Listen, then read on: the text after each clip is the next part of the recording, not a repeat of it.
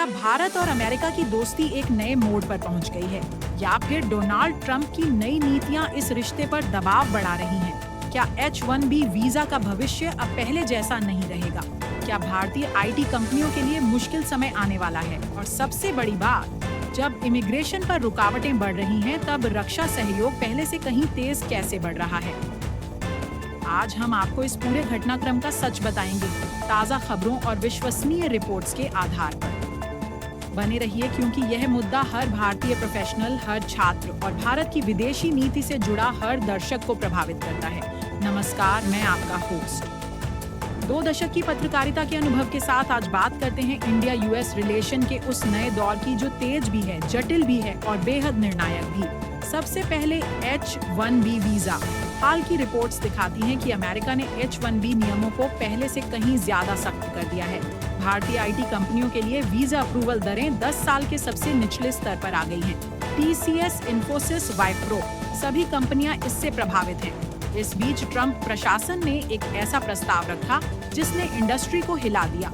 H-1B application fees को $1 लाख तक बढ़ाने का प्रस्ताव। इस कदम को 19 अमेरिकी राज्यों ने अदालत में चुनौती दी है, यह कहते हुए कि इससे अमेरिकी बिजनेस और विदेशी टैलेंट दोनों को नुकसान होगा। भारत ने भी आधिकारिक रूप से इस पर चिंता जताई है, क्योंकि लाखों भारतीय पेशेवर और उनके परिवार इससे प्रभावित होते हैं। सवाल यह है, क्या भारतीय टैलेंट अमेरिका से धीरे धीरे दूर हो रहा है, या फिर यह सिर्फ एक अस्थायी राजनीतिक दौर है?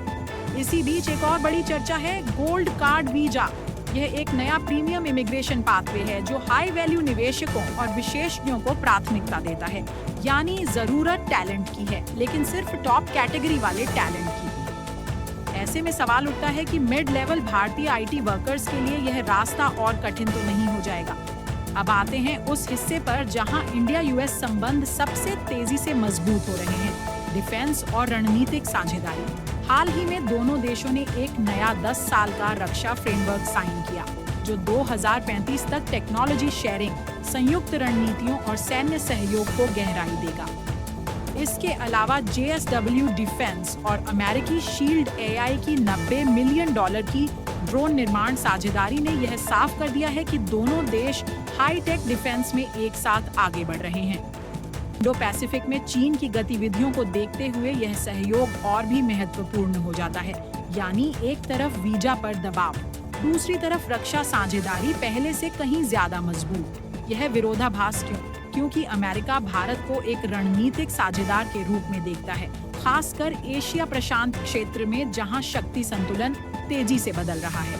पिछले दिनों कई अमेरिकी अधिकारी भारत आए। बातचीत का केंद्र रहा तनाव वाले मुद्दों को संभालना और सहयोग वाले क्षेत्रों को और गहरा करना, खास तौर पर रक्षा, तकनीक और व्यापार। तो क्या इंडिया यूएस रिश्ते खतरे में हैं? नहीं, लेकिन क्या चुनौतियां बढ़ रही हैं? हाँ, खास तौर पर इमिग्रेशन और टेक सेक्टर में। भविष्य कुछ ऐसा दिखाई देता है, रक्षा संबंध और मजबूत होंगे, हाईटेक सहयोग बढ़ेगा, लेकिन H-1B और इमिग्रेशन नीतियों में और कठिनाई आ सकती है। और आखिर में सवाल यह है, दुनिया की 2 सबसे बड़ी लोकतांत्रिक शक्तियां क्या अपने रिश्ते को संतुलित रख पाएंगी, या फिर अमेरिका फर्स्ट और इंडिया टैलेंट पावर के बीच टकराव और तेज होगा?